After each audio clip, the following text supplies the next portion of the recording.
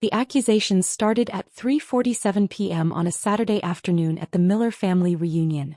I was sitting at a picnic table in Golden Gate Park, eating potato salad and trying to be invisible, when my father stood up to make a speech. "I want to thank everyone for coming today," Dad said, raising his beer. "Family is everything. We support each other. We help each other. We're there for each other." He paused and I felt his eyes land on me. "Well, most of us are." Aunt Patricia picked up the thread. "Some people in this family understand the meaning of generosity, of giving back. And some people," Uncle Mike added, looking directly at me, "only think about themselves." My mother stood. "I'm just going to say it.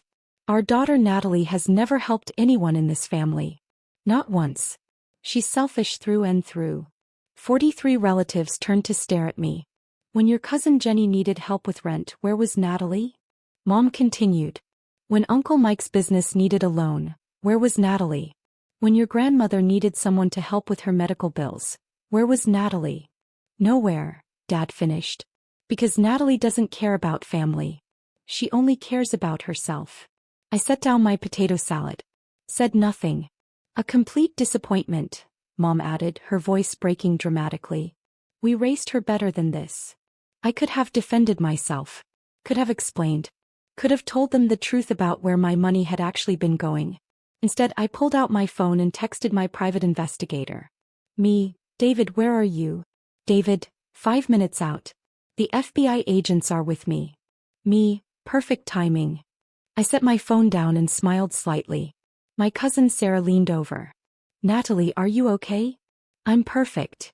"They're being really harsh. They're being honest about how they feel. I appreciate honesty. But you're not selfish. You helped me with." "Sarah," I said quietly. "Watch what happens next." For minutes later, a man in a suit walked into the park reunion area. Behind him, 3 FBI agents in windbreakers that said, "FBI," in large yellow letters. The reunion went quiet.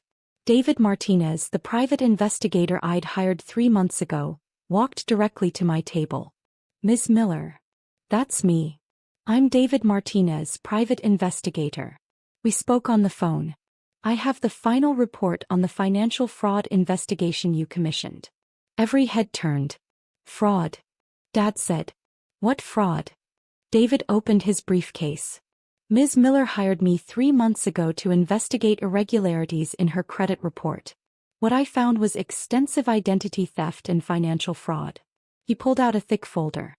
"Over the past 7 years, someone has opened 23 credit cards in Ms. Miller's name. Total fraudulent charges, $267,000. The FBI agents stepped forward. One of them, a woman in her 40s, held up a badge. "I'm Special Agent Carol Rodriguez, FBI Financial Crimes Division. We've been working with Mr. Martinez on this case. Ms. Miller, we have warrants to execute today." Mom's face went pale. "Warrants? For what?" Agent Rodriguez looked at her notes. "For the arrest of Jenny Miller, Patricia Miller, and Michael Miller on charges of identity theft, credit card fraud, and wire fraud." The park went completely silent. My cousin Jenny stood up. "That's ridiculous." "I didn't."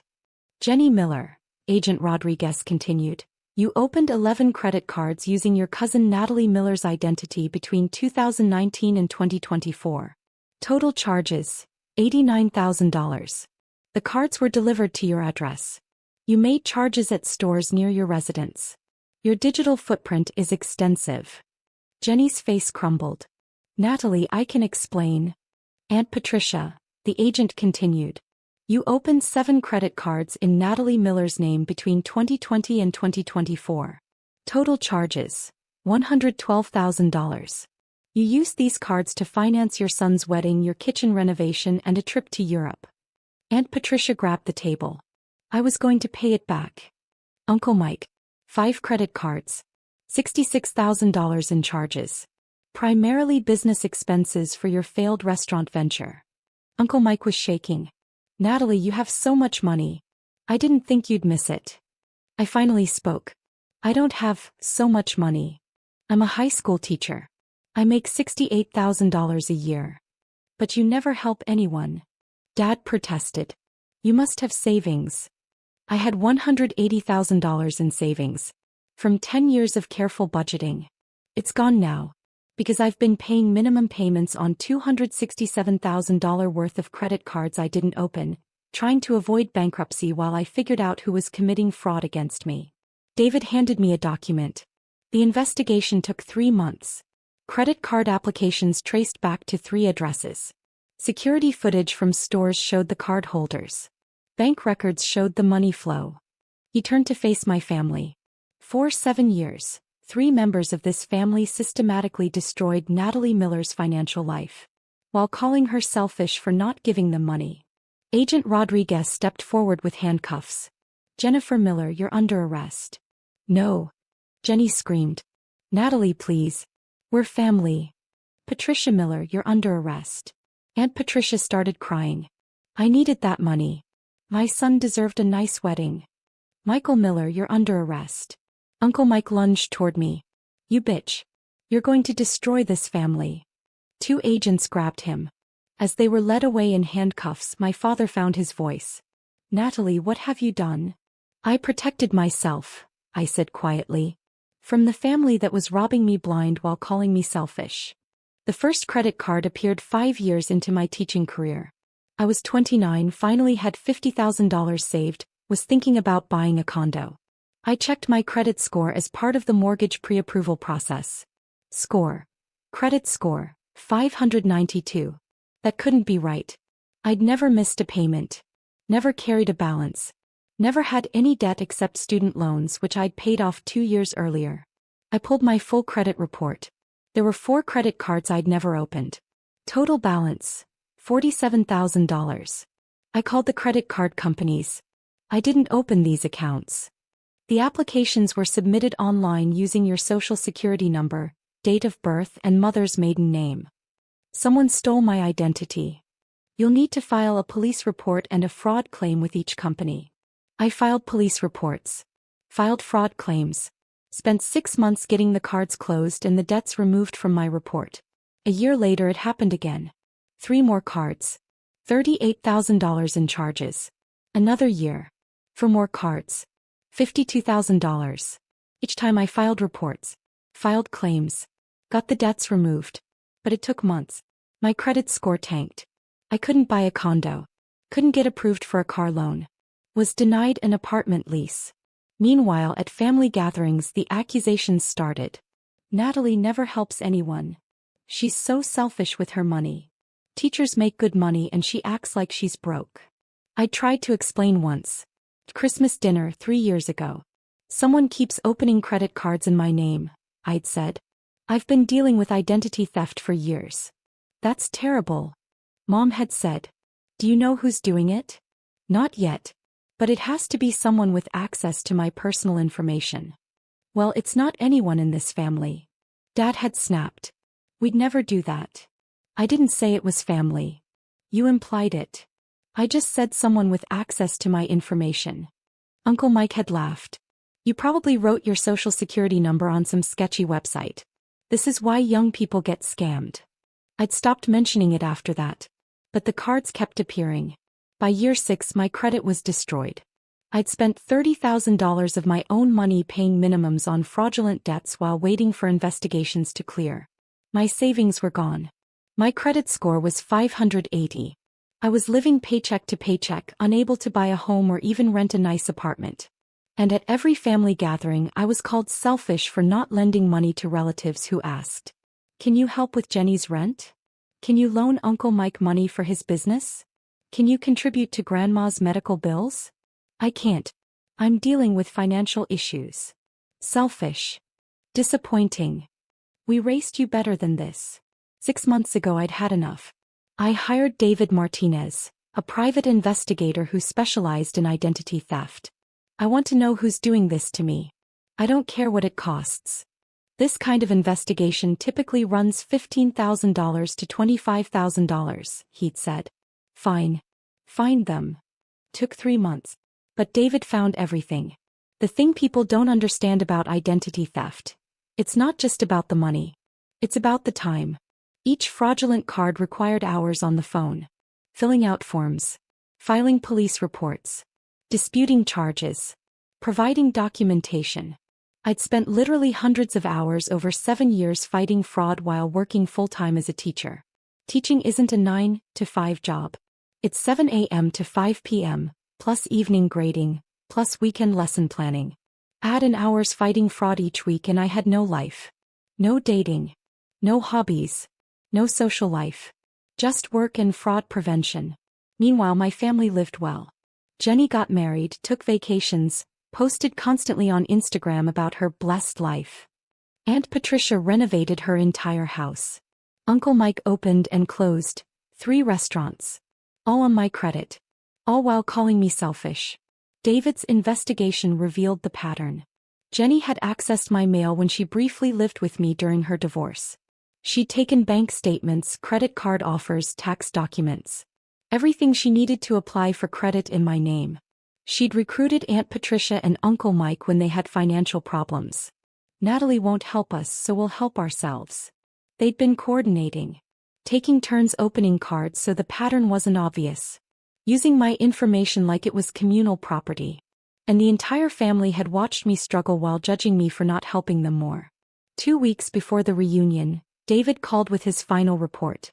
Natalie, I have everything. Names, dates, amounts, documentation. It's airtight. Tell me. He'd walked me through it all. 23 credit cards. $267,000 in fraud. 7 years of systematic theft by 3 family members. What do you want to do with this information? I want them arrested. Are you sure? They're family. They're criminals. They destroyed my financial life and called me selfish while doing it. The FBI will need to be involved. Wire fraud, identity theft. These are federal crimes. Good. Call them. Natalie, your family is going to hate you. They already hate me. They just disguise it as disappointment. David was quiet for a moment. When do you want this to happen? The family reunion is in 2 weeks. Can you have everything ready by then? You want me to bring FBI agents to a family reunion? I want them arrested in front of everyone who spent 7 years calling me selfish. That's cold. That's justice. The 2 weeks before the reunion, I prepared carefully. First, I met with Special Agent Carol Rodriguez and her team. They reviewed David's evidence. This is excellent investigative work, she said. Clear pattern of fraud. Multiple perpetrators. Over $250,000. These are serious charges. What happens to them? If convicted, they're looking at 5 to 10 years each for identity theft and wire fraud. Plus restitution. Restitution. They'll have to pay you back. All of it. I just want them to stop. And I want everyone to know what they did. Public arrest at a family gathering will certainly accomplish that. Good. Second, I documented everything. Printed copies of David's report. Made a timeline of every fraudulent card. Calculated the total damage. $267,000 in fraudulent charges, plus $30,000 of my own money spent on minimum payments, plus approximately 800 hours of my time dealing with fraud. Third, I prepared myself emotionally.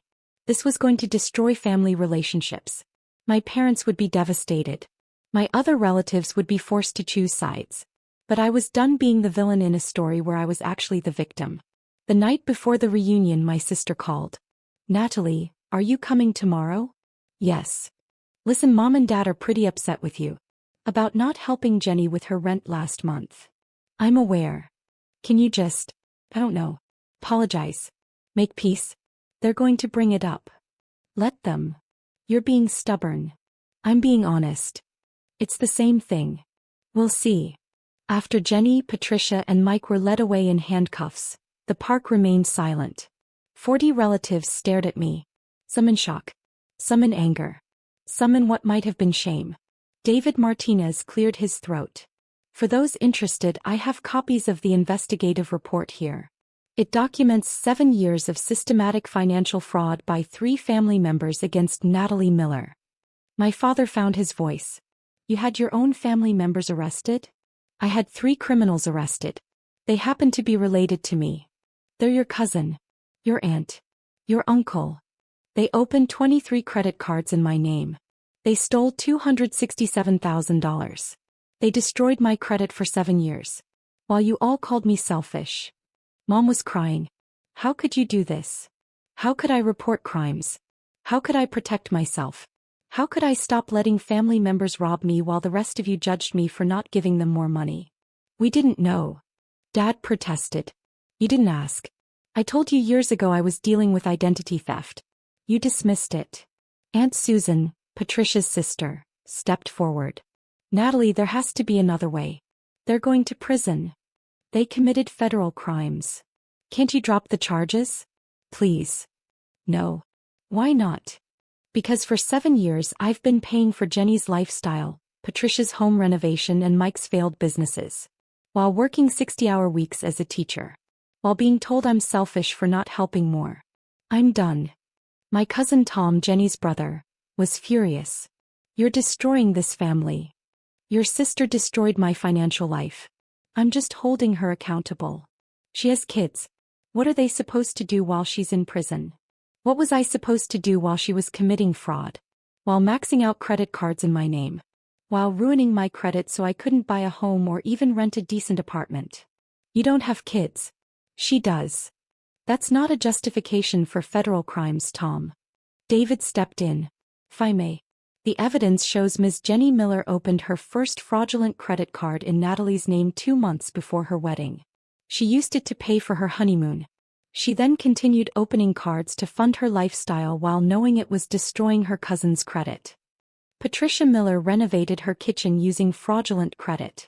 Took a European vacation. Paid for her son's wedding. All while Natalie worked a second job tutoring to pay minimums on debts she didn't create. Michael Miller opened 5 cards in 18 months to fund restaurant ventures that failed. When they failed, he abandoned the debt that was attached to Natalie's name, destroying her credit score to 580. He looked around the reunion. These weren't mistakes. This was calculated, systematic fraud over 7 years by 3 people who had access to family information. My mother was shaking her head. I don't believe this. There has to be an explanation. There is an explanation, I said. They're thieves. And you all enabled them by calling me selfish when I couldn't give them money, because they'd already stolen everything I had. Grandma Rose spoke up. She was 92 and sharp as ever. Natalie, did you ever ask them for help? No. Why not? Because I was ashamed. Because I thought I'd failed somehow.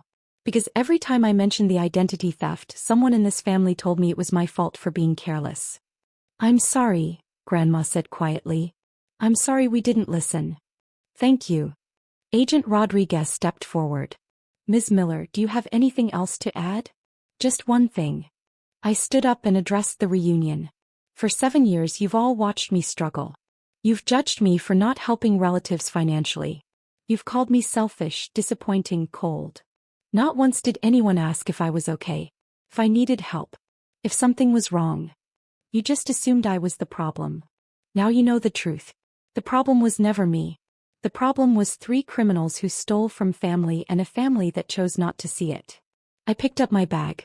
I'm leaving now. David has copies of the report if anyone wants to understand what actually happened. The FBI will be in touch if they need statements from witnesses.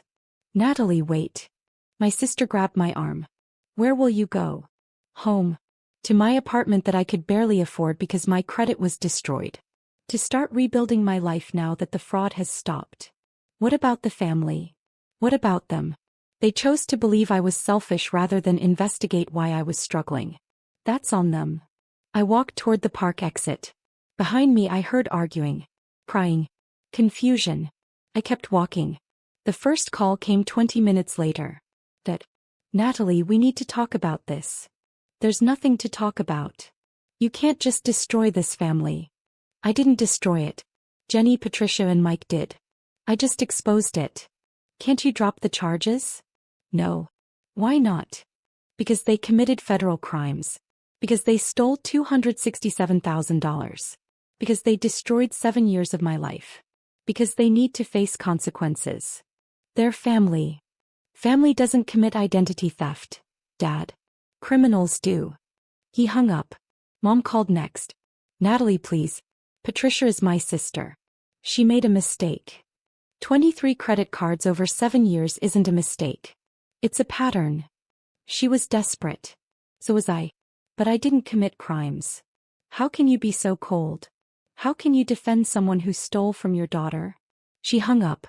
The texts started pouring in. Cousin Tom, you're dead to this family. Aunt Susan, I hope you're happy ruining lives. Uncle Dave, we always knew you were selfish. Now we know you're vindictive too.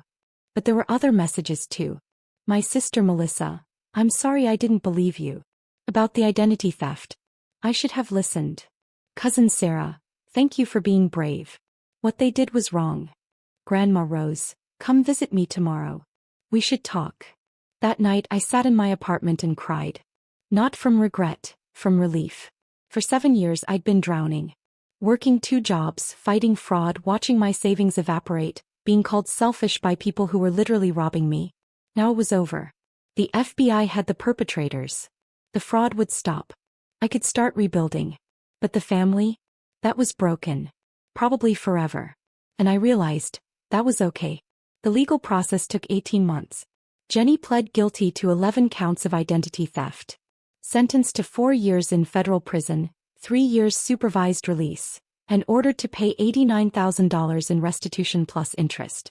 Patricia pled guilty to 7 counts. 3 years in prison, 3 years supervised release, $112,000 in restitution. Mike went to trial.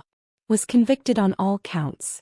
5 years in prison, 5 years supervised release, $66,000 in restitution. The restitution orders included payment plans. I'd get my money back eventually. Maybe over 10 years. Maybe 20. But I didn't care about the money anymore.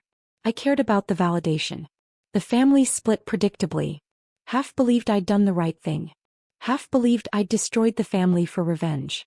My parents sided with the criminals. Stopped speaking to me. Told people I was vindictive and cruel. My sister Melissa sided with me. What they did was unconscionable. You had every right to prosecute. Grandma Rose called it the reckoning the family needed. I changed my phone number. Moved to a new apartment. Started the slow process of rebuilding my credit.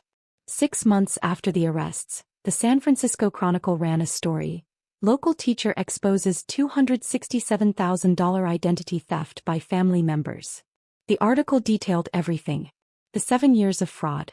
The family accusations. The reunion arrests. It went viral. The reporter asked, "Do you have any regrets?" I regret not investigating sooner. I could have stopped this years ago if I'd hired a private investigator earlier. What about the family relationships? I regret that my family chose to side with criminals instead of a victim. But I don't regret prosecuting. Identity theft is a serious crime. The fact that it was committed by relatives doesn't make it less serious. Your mother told us you were always selfish. That this is consistent with your character. My mother enabled 3 people to commit federal crimes against me while calling me selfish for not giving them money. Her opinion of my character is meaningless. That's harsh. That's honest. I spent 7 years being gaslit by people who were robbing me. I'm done being polite about it. The article ran with my teaching photo. Within days I received dozens of messages from other identity theft victims. Thank you for speaking out. I'm dealing with family fraud too. Seeing your story gave me courage to report it. You're not selfish. You're brave. 1 year after the arrests, I attended a fraud victims advocacy conference in Washington, D.C. I told my story to a room of 500 people. Identity theft by family members is underreported, I said. Because victims are pressured to protect their families instead of themselves. We're told reporting crimes makes us vindictive or cruel. But theft is theft.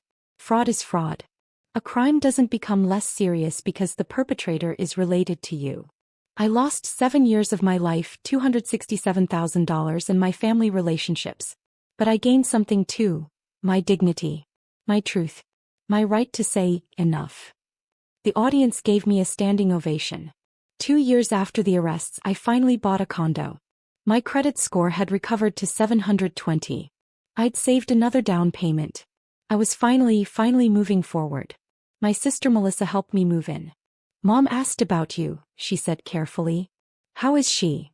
Devastated. Jenny's in prison. Patricia's in prison. Mike's in prison.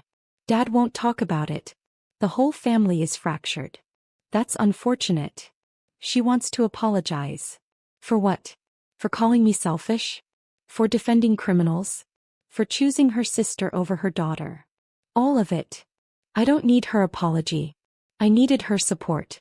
7 years ago. When it would have mattered. People make mistakes, Natalie. Mistakes are accidents. What Mom did was a choice. She chose to believe I was selfish rather than investigate why I was struggling. That wasn't a mistake. That was judgment. Can you ever forgive her? I don't know. Maybe. But forgiveness doesn't mean reconciliation. I can forgive and still choose not to have a relationship. That's sad. What's sad is that it took $267,000 in fraud and 3 federal arrests for her to realize she was wrong about me. That's what's sad. We finished moving in silence. That night in my new condo, I sat on my couch and felt something I hadn't felt in 7 years. Peace. Not because I had my money back, I didn't, not really. Restitution payments were trickling in at $200 a month. Not because my family apologized, they hadn't, not meaningfully. But because I'd finally told the truth. And I'd chosen myself over people who'd spent years choosing everyone but me. That was enough. I got a letter from Jenny in prison. Dear Natalie, I've had 3 years to think about what I did. 3 years to understand the damage I caused. 3 years to realize I destroyed your life while calling you selfish. I'm sorry. I know that's not enough. I know sorry doesn't give you back 7 years or $89,000 or your family relationships. But I'm sorry anyway. I told myself I'd pay you back. That it was temporary. That you wouldn't miss it because you were single with no kids and I had a family to support. I was wrong. I was a thief. And I deserved to be here. I don't expect forgiveness. I just wanted you to know that I finally understand what I did to you. Jenny. I read the letter twice. Then I wrote back. Jenny. Thank you for the apology. I accept it. But accepting an apology doesn't erase consequences. You committed federal crimes. You destroyed my credit, my savings, and my trust in family. I hope prison has given you time to become a better person. I hope you use that growth to be a better mother when you get out. But we won't have a relationship. What you did can't be undone with an apology. I wish you well. From a distance. Natalie. I mailed it and moved on. Because forgiveness isn't reconciliation. You can forgive someone and still choose not to let them back into your life. You can acknowledge their growth and still protect yourself from future harm. You can wish them well and still walk away. And that's okay. Because at the end of the day I chose myself. Over family expectations. Over pressure to forgive. Over the narrative that victims should be gracious. I chose me. And I'd do it again. Every single time.